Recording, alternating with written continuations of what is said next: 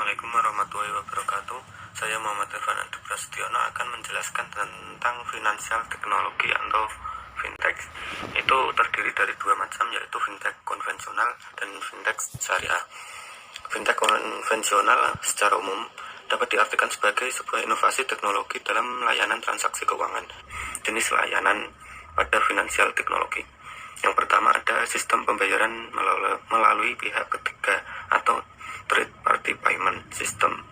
Ini berfungsi sebagai pihak ketiga berfungsi sebagai agen antara pedagang dan konsumen. Pada pihak ketiga bertugas sebagai menyetujui atau menolak transaksi dan kemudian mengeluarkan dana untuk pembayaran.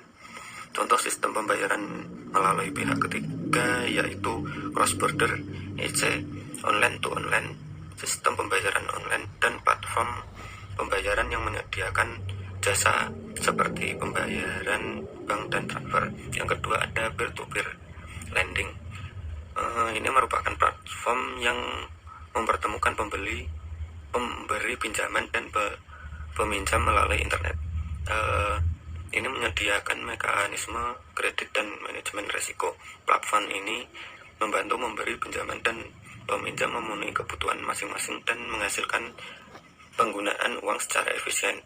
Peer-to-peer lending merupakan sebuah proses menjalankan pinjaman uang antara dua individual yang tidak bersangkutan secara langsung melalui platform online tanpa campur tangan dari para perantara keuangan yang tradisional seperti bank.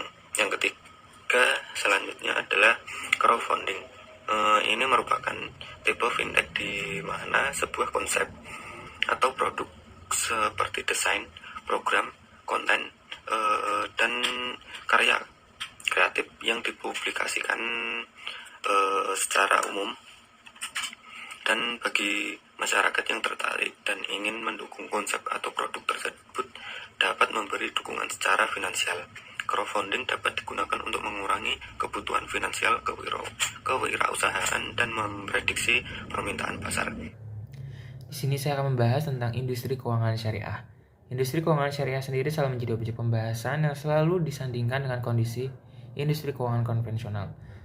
Meskipun sama-sama membahas tentang industri keuangan, tetapi industri keuangan syariah mengambil dasar hukum yang berdasarkan dari Al-Quran, sedangkan konvensional lebih berdasarkan tentang hukum yang berada di negara tersebut. Kenapa industri keuangan syariah selalu menjadi topik yang selalu disandingkan dengan konvensional? Karena keseimbangan dalam perbankan syariah jauh lebih stabil daripada perbankan konvensional dalam hal menghadapi guncangan, baik secara internal maupun eksternal.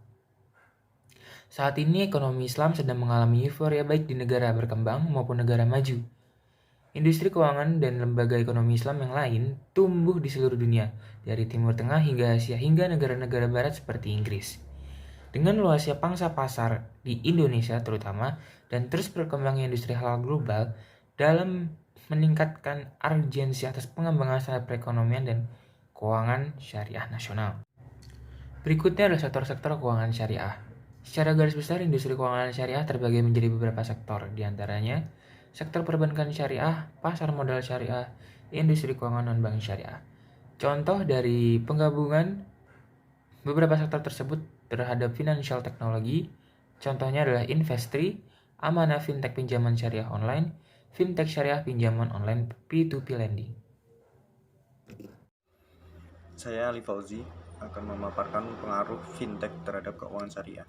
Keuangan syariah dibagi menjadi 3, yaitu peningkatan kerja, kemudian implikasinya, kemudian potensi dan sinergitas. Kemudian peningkatan kerja, teknologi startup oleh perusahaan fintech menawarkan pengalaman yang lebih nyaman bagi pengguna, semisal menampilkan antarmuka pada seluler untuk pengelolaan manajemen keuangan pribadi yang lebih mudah. Di era globalisasi ini kita dapat dengan mudah semisal membuka rekening melalui online tanpa harus mengantri, kemudian menerima pelayanan keuangan dengan mudah dan dimanapun dan kapanpun. Kemudian implikasinya terhadap keuangan syariah, fintech dapat mempengaruhi industri perbankan dan kegiatan pengawas dalam jangka menengah Hal ini didasarkan pada analisis berbagai skenario potensial masa depan yang mengacu pada survei kerangka kerja dan praktek pengawas 10 perbankan dalam kaitannya dengan masalah-masalah fintech. Kemudian sejumlah skenario diidentifikasikan yang menggambarkan dampak potensial fintech pada bank dengan resiko dan peluang khusus mereka. Kemudian potensi dan sinergitas. Dari sisi aset pembiayaan yang disalurkan atau biasa disebut dengan PYD,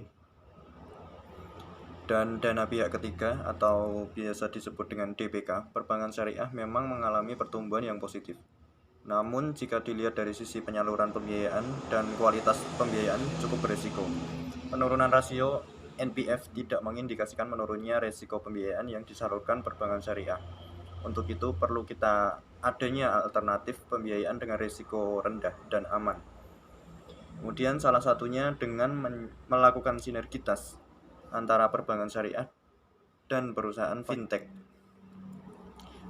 Kesimpulannya adalah fintech dengan bank syariah dapat menjadi alternatif pembiayaan untuk meningkatkan produktivitas kinerja perbankan syariah.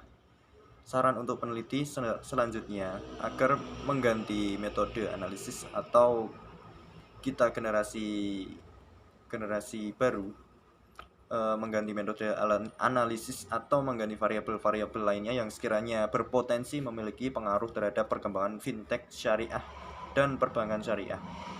Kemudian dari saya, bila ada kesalahan mohon maaf. Wabillahi taufik wal hidayah. Wassalamualaikum warahmatullahi wabarakatuh.